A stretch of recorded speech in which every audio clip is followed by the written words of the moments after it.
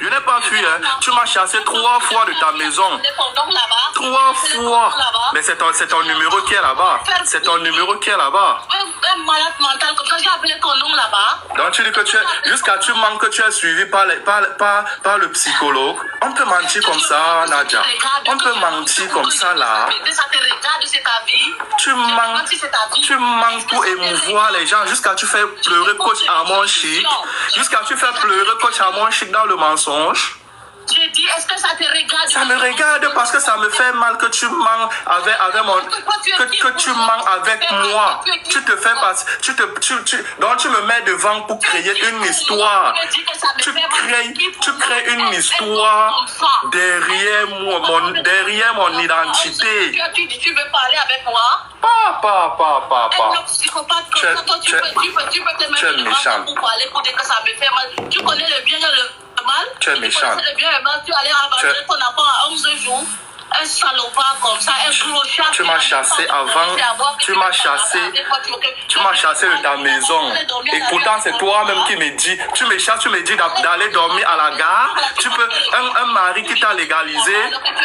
Un mari qui t'a légalisé. Que tu as fait les enfants bâtards au mariage et tout et tout. Je suis venu te marier. Tu mens à ta mère et à ta famille. Tu mens à ta mère et à ta famille comme quoi tu as été marié pour accoucher tes premiers enfants. Avec ton petit kikilette là-bas. Non, elle a dit qu'elle était, elle n'a pas dit sa nationalité. Elle a dit, elle a pris un autre accent pour parler. Mais là, comme c'est en privé, son vrai accent est sorti. Qui va me manquer, va te manquer.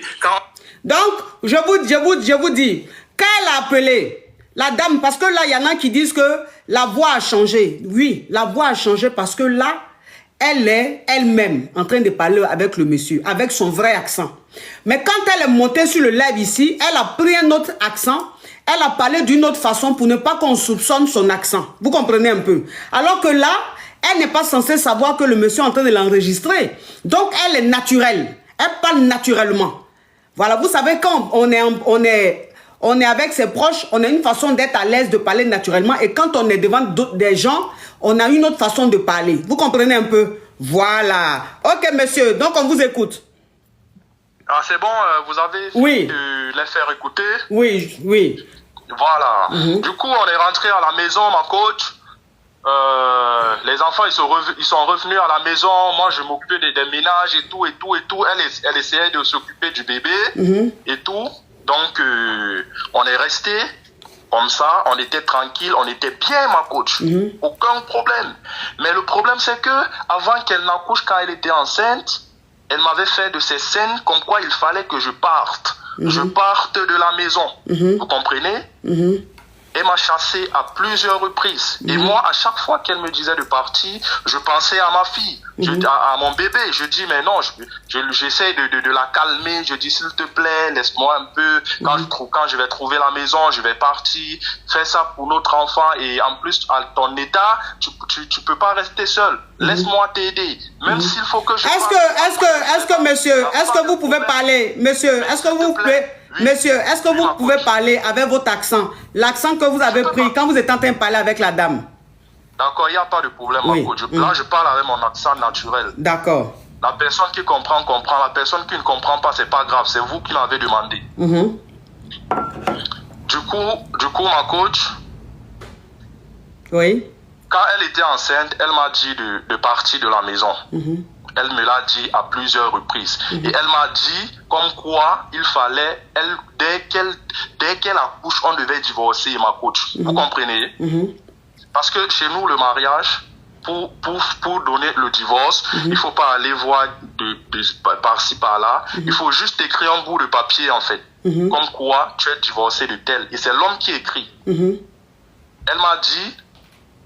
Quand on va, dès le jour qu'elle accouche, en fait, le jour qu'elle est sur le lit d'hôpital, elle m'a dit, s'il te plaît, donne-moi mon papier de divorce et tu pars. Elle me l'a dit, ma coach. J'ai toutes les preuves. Je ne parle pas au hasard. De la même façon que je vous ai envoyé les preuves d'où elle était en train de parler, c'est de la même façon que j'ai les preuves de ce que je dis, en fait. Parce que avec elle, vous pouvez vous pouvez être comme ça, elle parle quelque chose, quelques jours après, tu lui parles, elle dit non, elle n'a jamais dit, elle nie, ma coach. Elle te demande.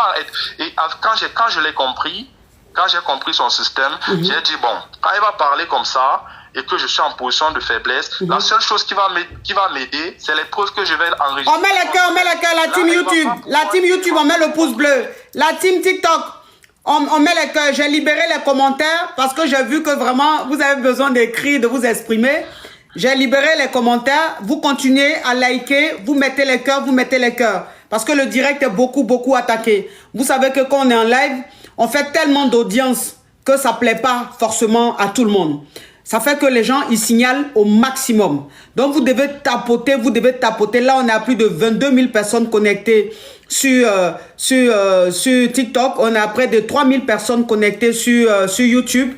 Donc, ça ne plaît pas forcément aux gens. Mettez les cœurs au maximum. Vous mettez les cœurs au maximum, s'il vous plaît. YouTube, s'il vous plaît, likez le direct. Vous êtes nombreux, les likes ne sont même pas suffisants. Je ne sais pas pourquoi vous vous comportez comme ça. Vous ne pouvez pas suivre un truc qui vous fait du bien et vous refusez de liker. C'est injuste, s'il vous plaît. Donc vous likez, vous sortez des commentaires, vous likez le live s'il vous plaît. Oui, mon frère. Ma coach, elle a créé les faux problèmes pour que je parte. Pour qu'elle puisse accoucher seule et reconnaître l'enfant seule pour profiter de la CAF, pour profiter du système de l'État. Parce que la dame, je vais vous dire, elle n'a jamais travaillé, ma coach. Elle a jamais travaillé. Depuis qu'elle est en France, elle n'a jamais travaillé. Elle vit que des aides. Vous comprenez? Du coup, moi, quand j'ai compris, j'ai tout fait pour rester et pour qu'elle accouche, pour que mon nom figure dans l'acte de l'enfant. Et c'est ce qui s'est passé. Elle n'a pas voulu. Mais je suis allé avec elle dans un système où il fallait jouer à son jeu. Le 10e jour, ma coach, étant enceinte, quand elle m'a menacé de partir déjà, j'ai commencé à chercher la maison. Quand j'ai trouvé une maison, elle n'était même pas au courant que j'ai trouvé la maison. J'ai trouvé la maison, elle était enceinte de 7 mois. Elle était enceinte de 7 mois, j'ai trouvé un bon studio. Donc elle savait pas que tu cherchais. Elle savait pas que monsieur attendez. Elle savait pas que vous cherchez un autre appartement pour partir. Elle ne savait pas. Ça veut dire que quand elle a accouché et que vous étiez à l'hôpital avec elle, vous avez déjà votre studio. J'avais déjà mon studio quand elle était à 7 mois de grossesse. Non, je veux dire, quand elle a accouché, vous avez déjà votre studio quand vous étiez même à l'hôpital avec elle.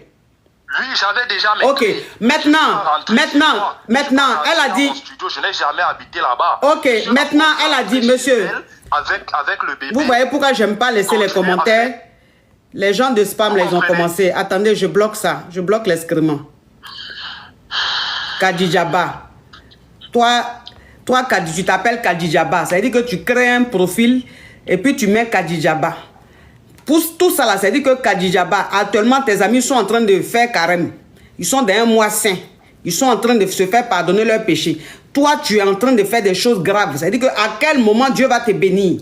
À quel moment aussi on va te pardonner tes péchés? À quel moment bénédiction va venir sur ta vie? Parce que même moi de carême encore, tu as mauvais comportement. Tu es mauvaise. Tu viens attaquer une pauvre dame qui ne fait pas du mal à quelqu'un, qui est en train de faire son show.